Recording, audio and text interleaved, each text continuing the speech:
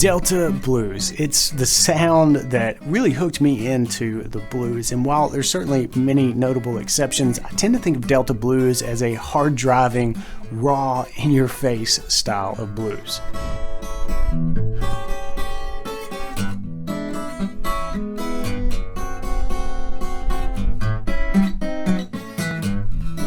Let's unpack that Delta-tinged main riff, and then we're going to build a driving progression around it. My BGI members will have access to slow note-for-note walkthrough, tab downloads, and the amazing SoundSlice interactive tab player. Just look for TB365 in the lesson library.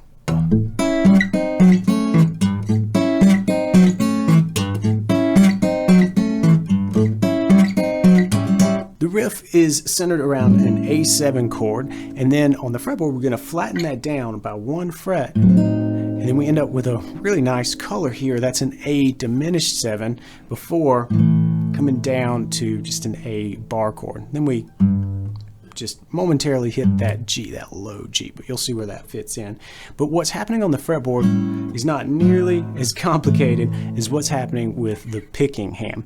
And we actually start before the beat, so we've got a little pickup note, and we stumble into the downbeat, which is the 5th string open. And when I say stumble in, it's this cool bass roll, this thumb roll, like that, where we punch the 6th string and then the 5th string right after it, 2 separate notes. And then you mute out because you want to choke down on both of those strings. And then be in position here on the fretboard, because right after that, this is going to be the end of 1, we're going to brush up through strings 2, 3, and 4 with the index finger.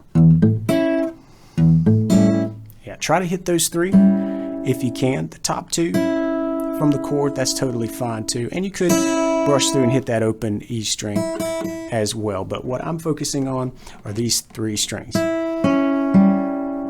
right. But then what happens is after that upstroke, I'm coming down with the thumb on those same 3 strings with a pretty heavy attack. And I'm going to mute them out immediately after striking through those strings. I'm muting it by laying my hands on the strings, my picking hand rather, and then I'm also kind of picking up off the fretboard. And you get that rolling effect. Again, that's starting on the end of 4. So 1, 2, 3, 4, and 1. Then what we're going to do is strum up through that A diminished 7. So this is where we flatten out. And then come back down through it. Just that same motion, right? And continue all the way down to that A chord. And end with that G on the 6th string. And then just loop it over. We're going to repeat this 3 times.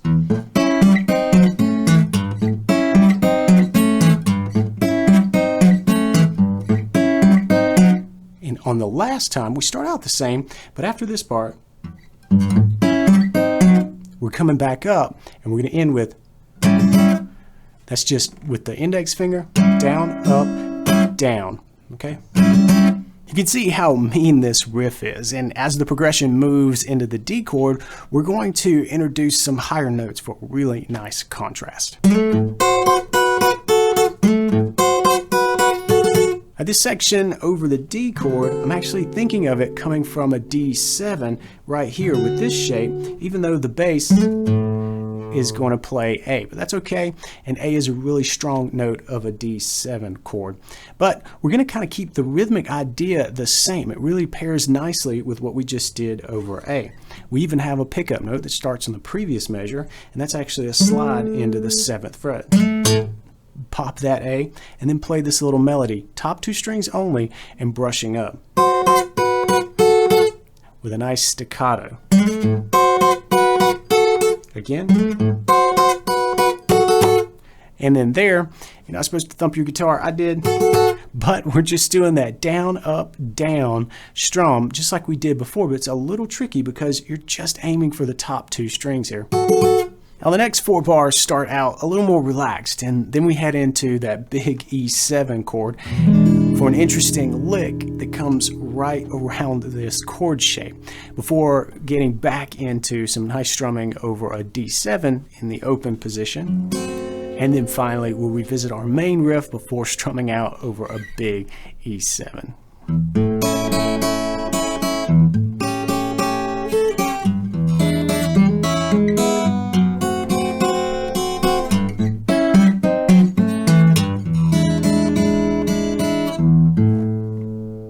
Now, let's hear this entire progression, paying attention to how these parts fit together. And as you're listening, as you're watching, think of ways that you could modify these parts to make them a little bit more your own.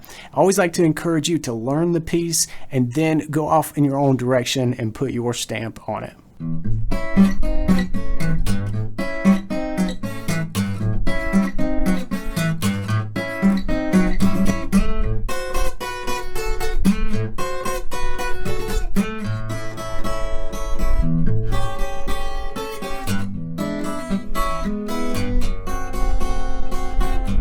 Remember, my BGI members can download the tabs and have access to the detailed tutorial of this piece, along with the Sound Slice tab player, so you can slow the video down and practice at your own pace. Now, I'll see you back here next Tuesday for another blues lesson. Until then, practice smart and play on.